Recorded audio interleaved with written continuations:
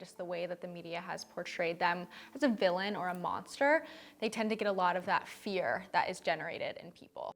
Even though you think of shark science or shark conservation, you might not think about people, but it really is about the people.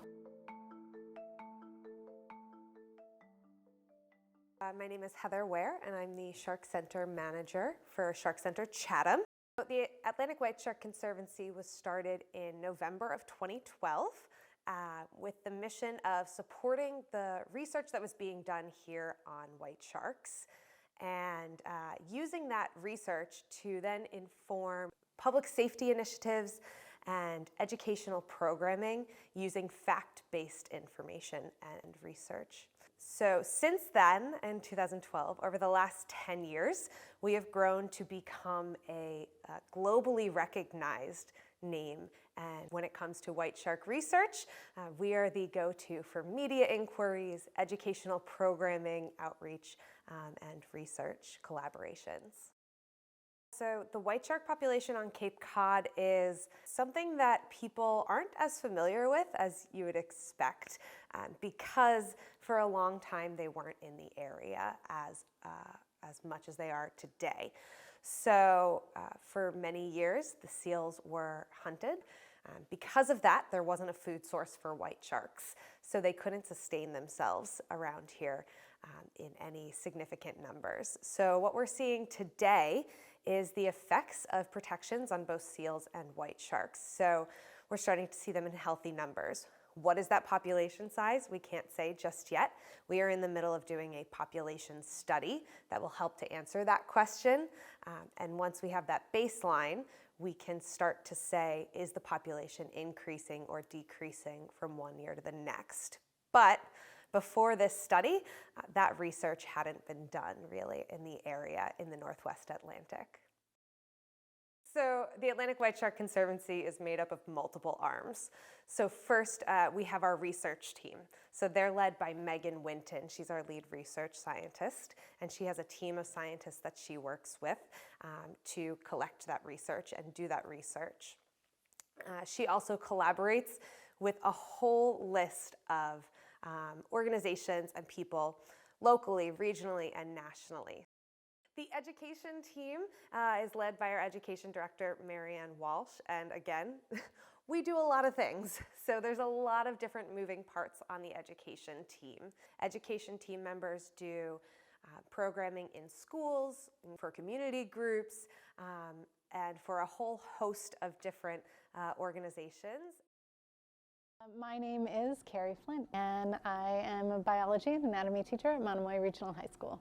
So I first became familiar with Atlantic white shark when I was working. I signed up for a program through the Cape Cod STEM Network, and they set me up with Atlantic white shark for their teacher in residence program. So I was able to work with them over the summer, and I was designing high school curriculum for other teachers to be able to use that were connected to sharks. And since then, they have come in to be guest speakers for the Seminus Club. Every year I have them come in to do a dogfish dissection with the anatomy classes, so we've got a pretty good relationship.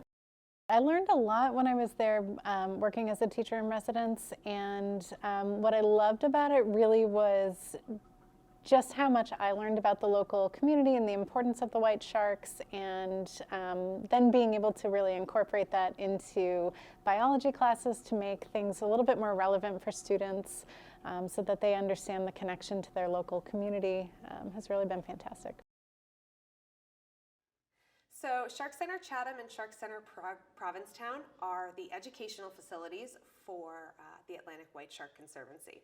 What that means is they are our museum spaces where people can come and learn all about the natural history of white sharks, which expands well before the last 20 years or so, as well as the ongoing research that's happening here off of our coastline. So when people come to visit, we encourage all ages and backgrounds and maybe opinions to come and visit us here at Shark Center Chatham and challenge what they think about white sharks a little bit. I find that a lot of guests come through and they have some really common misconceptions about what white sharks are. And in coming through our spaces, they're able to adjust their opinions and realize that maybe what they thought about them isn't quite so true. My name is Maddie Porter, and I am the community educator here at the Atlantic White Shark Conservancy. I first got involved with AWSC as an intern right after I graduated from Elon University in 2020, which was quite the time to graduate and start in the real world with COVID and everything.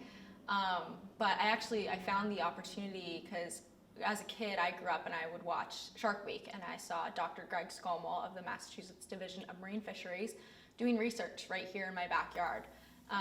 And I thought it was always really cool, and I loved the ocean, and I loved to see what he was doing. And I loved that AWSC scientists work with him. So that's kind of how I found out about the organization. And then I saw their internship posting online and was like, this is a really cool educational opportunity, so I'm just gonna go for it, and I'm still here. So being an intern at AWSC was probably one of the best experiences that I've had. It's definitely why I am where I am right now. I was an educational intern, so I worked with a lot of different programs here at the Shark Center, a little bit out on the water, as well as with some of our summer camp programs and things like that. So the best way to get involved and to help is by sharing what you know. So I really encourage people that are watching to come and visit a Shark Center, test out your knowledge, make sure you've got all the facts straight, but then go out and tell people what you've learned. We believe here that awareness inspires conservation. So the more people are aware of white sharks and what they're really like, the more likely they are to want to protect them. So the best way to do that is just by sharing facts. So if you are inspired to get involved more though, here at Shark Center Chatham, we are actually primarily staffed by volunteers.